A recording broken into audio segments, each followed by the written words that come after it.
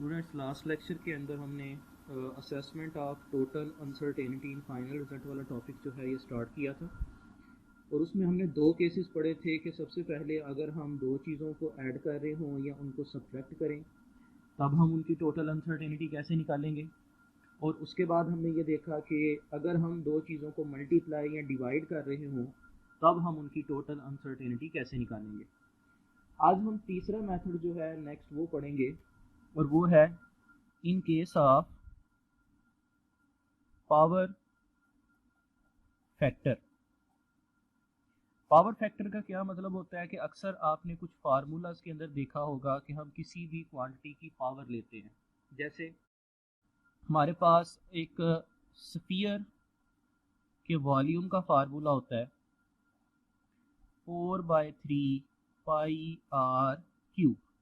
अब इसके अंदर देखें कि ये जो 4/3 पाई है ये दोनों तो कांस्टेंट हैं, ये वैल्यूज़ तो चेंज नहीं होती। इसमें आर है रेडियस और इस रेडियस की हमने जो है वो पावर ली हुई है आर क्यूब। तो इस केस के अंदर अगर आप इस वॉल्यूम को कैलकुलेट करना चाहें स्फीयर के और अगर आप इस रेडियस की टोटल अनसर्टेनिटी निकालना चाहें कि इसकी कैलकुलेशन के अंदर कितनी कमी बेशी हो सकती है, तो वो आज हम देखेंगे सबसे पहले कि इसको हम कैसे कैलकुलेट कर सकते हैं। तो इसमें आपने एक चीज़ याद रखनी है कि इस केस में जिस वैल्यू की हमने पावर ली हुई है उसकी आपने टोटल परसेंटेज अनसर्टेनिटी निकालनी है और फिर उस परसेंटेज अनसर्टेनिटी को उस पावर से मल्टीप्लाई कर देना है। तो हम इसकी स्टेटमेंट लिख सकते हैं कि multiply percentage uncertainty by that power. मतलब इस केस में अगर हमने वॉल्यूम निकालना है स्फीयर का तो हम 4/3 पाई आर क्यूब वाला फार्मूला यूज़ कर सकते हैं और उसके अंदर 4/3 पाई की वैल्यू तो कांस्टेंट होगी। जो भी हमें रेडियस की वैल्यू गिवन है हम उस रेडियस की पहले परसेंटेज अनसर्टेनिटी निकालेंगे, जैसे कि हमने लास्ट टॉपिक में भी देखा था कि हम कैसे निकालते हैं। और फिर उस परसेंटेज अनसर्टेनिटी को हम उसकी पावर के साथ यानी कि 3 के साथ मल्टीप्लाई कर देंगे। तो इसकी जो है वो हम एक एग्जांपल लेते हैं और एग्जांपल के बाद आपको ये बिल्कुल क्लियर हो जाएगा कि पावर फैक्टर के केस में हम टोटल अनसर्टेनिटी कैसे निकालते हैं। तो फर्स्ट करें कि हमारे पास एक स्फीयर है जिसका रेडियस हमें गिवन है 2.25 और इसके अंदर टोटल अनसर्टेनिटी जो है एब्सोल्यूट अनसर्टेनिटी वो है 0.01 सेंटीमीटर। अब देखिए अगर हम वॉल्यूम निकालना चाह रहे हैं तो वॉल्यूम का हमारे पास फार्मूला होता है 4/3 पाई आर क्यूब। इसमें से 4/3 पाई को आपने जो है वो नहीं छेड़ना क्योंकि ये वैल्यूज़ जो हैं ये कांस्टेंट हैं। हम यहाँ पे रेडियस को सॉल्व करेंगे। अब रेडियस की हमारे पास वैल्यूज़ हैं 2.25 और इसके अंदर जो लीस्ट काउंट है यानी कि एब्सोल्यूट अनसर्टेनिटी है वो है 0.01। अब इसके अंदर हमारा पहला काम क्या है कि हमने परसेंटेज अनसर्टेनिटी जो है वो फाइंड करनी है। सबसे पहले इसको स्टेप बाय स्टेप हम देखेंगे। परसेंटेज अनसर्टेनिटी हम कैसे निकालते हैं। परसेंटेज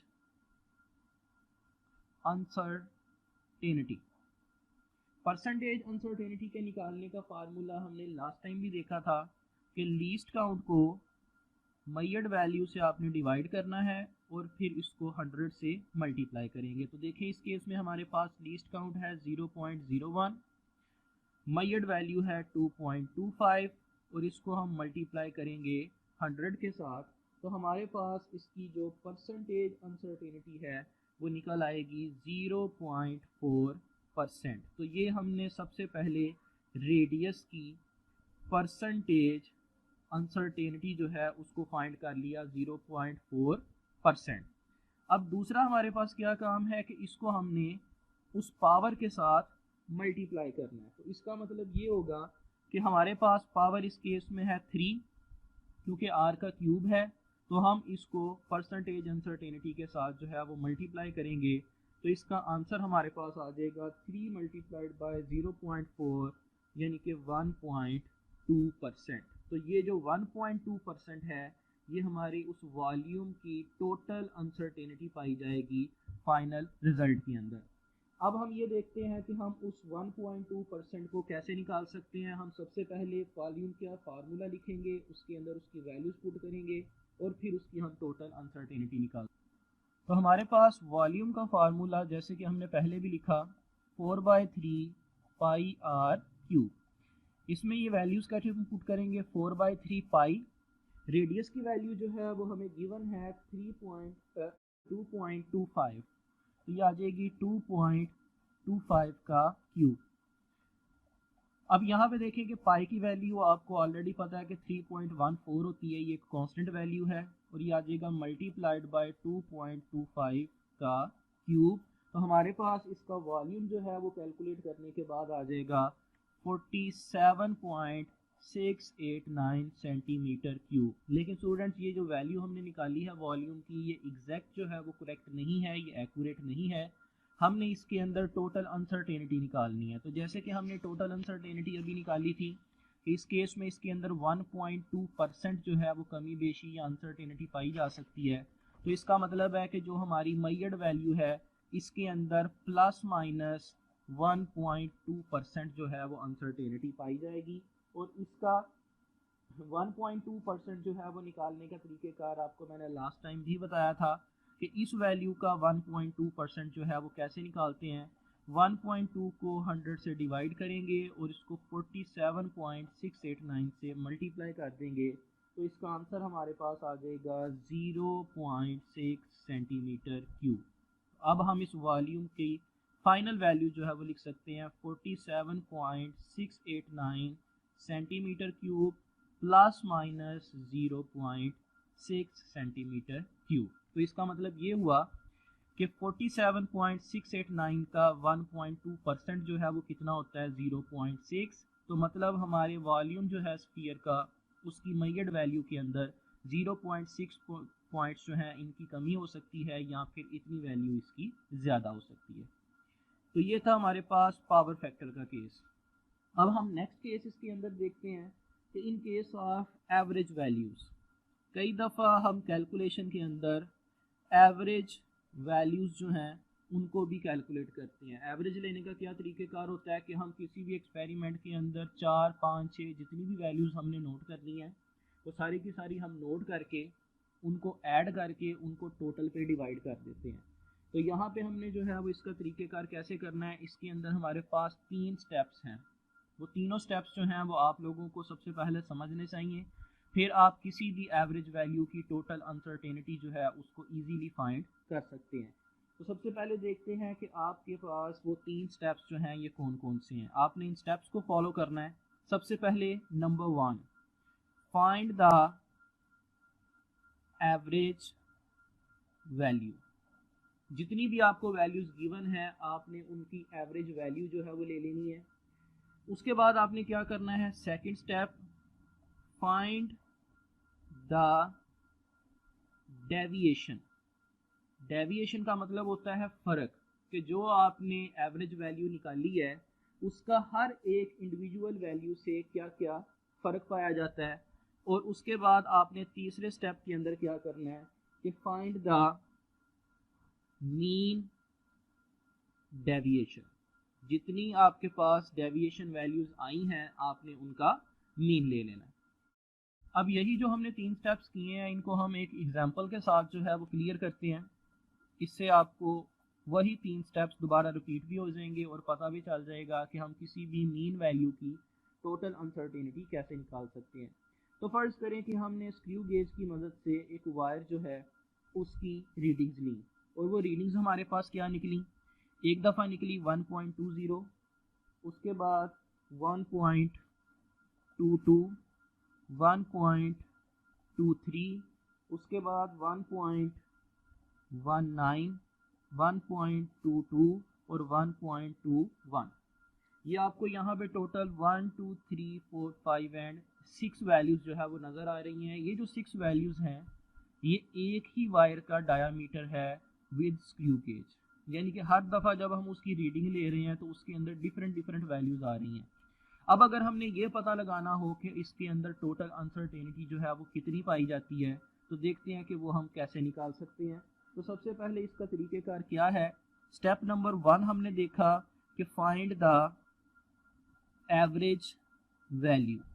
आपने इन तमाम की एवरेज वैल्यू निकालनी है, तो देखते हैं वो हम कैसे निकाल सकते हैं। 1.20 plus 1.22 plus 1.23 plus 1.19 plus 1.22 plus 1.21 divided by 6, यानी कि मैंने उन 6 की 6 वैल्यूज़ को ऐड किया और टोटल नंबर यानी कि 6 पे डिवाइड कर दिया। अगर ये वैल्यूज़ हमारे पास 5 होती तो हम उन पाँचों को ऐड करके 5 पे डिवाइड करते। अगर ये 4 होती तो हम 4 को ऐड करके 4 पे डिवाइड करते। क्योंकि हमारे पास ये 6 वैल्यूज़ हैं तो हमने इन 6 को ऐड करके टोटल 6 पे डिवाइड किया। तो अगर आप इसको कैलकुलेटर से सॉल्व करेंगे तो हमारे पास इसकी जो टोटल वैल्यू है वो आ जाएगी 1.21 मिलीमीटर्स। इसका मतलब है कि पहला स्टेप जो है वो आपका कंप्लीट हो गया कि आपने जितनी भी वैल्यूज़ गिवन थी उन तमाम की एवरेज वैल्यू निकाल ली। सेकंड स्टेप हमारे पास क्या है कि find the deviation of each value. अब चूंकि हमारे पास एवरेज वैल्यू आ चुकी है तो हम इस एवरेज वैल्यू का हर वैल्यू के साथ फ़र्क जो है वो निकाल सकते हैं। जैसे 1.21 का 1.20 से क्या डिफरेंस है, 0.01, यानी कि इन दोनों के अंदर जो फ़र्क है 1.21 में से अगर 1.20 माइनस करें तो वो आ जाता है 0.01। तो हमने इन डेविएशन वैल्यूज़ को लेके इनका मीन निकालना है। तो ये हम सबसे पहले डेविएशन वैल्यूज़ जो है वो इनकी ले लेते हैं। 0.01 आ गया। उसके बाद 1.22 का 1.21 से क्या डिफरेंस है, 0.01। 1.23 का क्या डिफरेंस है, 0.02। इसी तरह से 1.19 का भी 0.02, 1.22 का भी 0.01 और इसका डिफरेंस होगा 0, क्योंकि ये दोनों वैल्यूज़ जो हैं ये सेम है तो इन दोनों का कोई डिफरेंस नहीं होगा। तो ये हमारे पास टोटल 1, 2, 3, 4, 5 एंड 6 जो हैं ये डेविएशन वैल्यूज़ आ गई। अब हमने तीसरे स्टेप के अंदर क्या ले लेना है कि इस डेविएशन वैल्यूज़ का मीन ले लेंगे। तो ये बहुत ही इजी स्टेप है। हमने इन 6 को ऐड करना है। 0.01 plus 0.01 plus 0.02 plus 0.02 plus 0.01 plus 0 और इसको हम 6 से डिवाइड कर देंगे तो हमारे पास इन डेविएशन वैल्यूज़ का मीन आ जाएगा 0.01 मिलीमीटर। और स्टूडेंट्स यही हमारे पास टोटल अनसर्टेनिटी है इन द फाइनल रिजल्ट। तो इसका मतलब ये हुआ, अगर आप एक स्क्रू गेज की मदद से एक वायर का डायामीटर निकालते हैं और आप उसकी 6 वैल्यूज़ नोट करते हैं तो आपने सबसे पहले उन 6 वैल्यूज़ का एवरेज लेना है, फिर उस एवरेज वैल्यू का हर किसी से डिफरेंस लेना है, फिर जो उस डिफरेंस का मीन होगा वो आपके पास टोटल अनसर्टेनिटी होगी इन द फाइनल रिजल्ट। इसके बाद हमारे पास लास्ट जो है वो मेथड कौन सा है, in case of timing experiments. कुछ एक्सपेरिमेंट्स हमारे पास ऐसे होते हैं जिसके अंदर हम टाइम पीरियड जो है वो किसी भी चीज़ का नोट करते हैं। जैसे कि सिंपल पेंडुलम है, उसका टाइम पीरियड हम नोट करते हैं स्टॉप वॉच के साथ। तो उस टाइमिंग एक्सपेरिमेंट के अंदर हम टोटल अनसर्टेनिटी जो है वो कैसे निकाल सकेंगे उसके बारे में हम अभी देखते हैं। तो इसके अंदर हम एक एग्जांपल से स्टार्ट करेंगे और उसी एग्जांपल से आपको क्लियर हो जाएगा कि टाइमिंग एक्सपेरिमेंट के अंदर टोटल अनसर्टेनिटी कैसे निकाली जाती है। सबसे पहले फ़र्ज़ करें कि हमारे पास कोई भी एक सिंपल पेंडुलम है जिसका टाइम पीरियड हमने कैलकुलेट किया एक स्टॉप वॉच के साथ और वो निकला टाइम पीरियड 54.6 सेकेंड्स।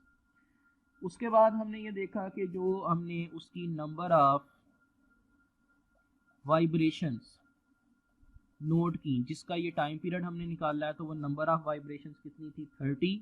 और जिस इंस्ट्रूमेंट के साथ यानी कि जिस स्टॉप वॉच के साथ हमने उसको नोट किया टाइम पीरियड को, उसका लीस्ट काउंट था हमारे पास 0.1 सेकेंड। तो अगर हम इसका टाइम पीरियड निकालना चाहते हैं तो वो कैसे निकालेंगे। टाइम पीरियड का हमारे पास क्या फार्मूला होता है, याद रखें टाइम पीरियड का फार्मूला होता है कि total time divided by number of vibrations. तो हमारे पास टोटल टाइम जो है वो था 54.6 30 वाइब्रेशंस का और नंबर ऑफ वाइब्रेशन है 30। तो हमारे पास उसका जो टाइम पीरियड है वो निकल आएगा 1.82 सेकेंड्स।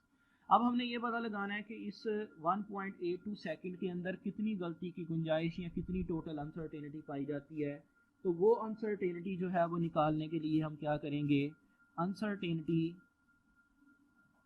In time period. याद रखें कि किसी भी इंस्ट्रूमेंट के टाइम पीरियड के अंदर या टाइमिंग प्रोसेस के अंदर अनसर्टेनिटी निकालने का तरीक़ेकार क्या है कि जो भी उस इंस्ट्रूमेंट का लीस्ट काउंट है उसको हम डिवाइड कर देंगे नंबर ऑफ वाइब्रेशंस के साथ। यानी कि इस केस में हमारे पास लीस्ट काउंट था 0.1 सेकेंड और हमारे पास नंबर ऑफ वाइब्रेशंस हैं 30। तो इसका मतलब है कि हमारे पास इस केस में टोटल अनसर्टेनिटी आ जाएगी 0.003 सेकेंड्स। तो हमारे पास टोटल टाइम पीरियड निकल आएगा 1.82 सेकेंड्स प्लस माइनस 0.003 सेकेंड्स। तो इसका मतलब है कि ये जो टाइम पीरियड हमने मेजर किया 1.82 सेकेंड्स, इसके अंदर जो गलती की गुंजाइश है वो कितनी है 0.003 सेकेंड। यानी कि इतनी वैल्यू या तो इससे ज़्यादा हो सकती है या फिर इतनी वैल्यू इससे कम हो सकती है। तो ये किसी भी टाइमिंग एक्सपेरिमेंट के अंदर टोटल अनसर्टेनिटी निकालने का तरीक़ेकार है कि सबसे पहले आपने टाइम पीरियड को फार्मूला से फाइंड करना है। टोटल अनसर्टेनिटी निकालने का क्या तरीक़ेकार है कि हम लीस्ट काउंट को उस नंबर ऑफ वाइब्रेशंस के साथ डिवाइड कर देंगे। तो स्टूडेंट्स, ये था आपके पास आज का लेक्चर। इसके अंदर हमारा ये टॉपिक जो है वो कंप्लीट हो चुका है और हमने ये सारे के सारे प्रोसेस देख लिए कि हम किसी भी जगह पे एडिशन, मल्टीप्लिकेशन, टाइम पीरियड या किसी भी जगह पे हम टोटल अनसर्टेनिटी को कैसे फाइंड कर सकते हैं।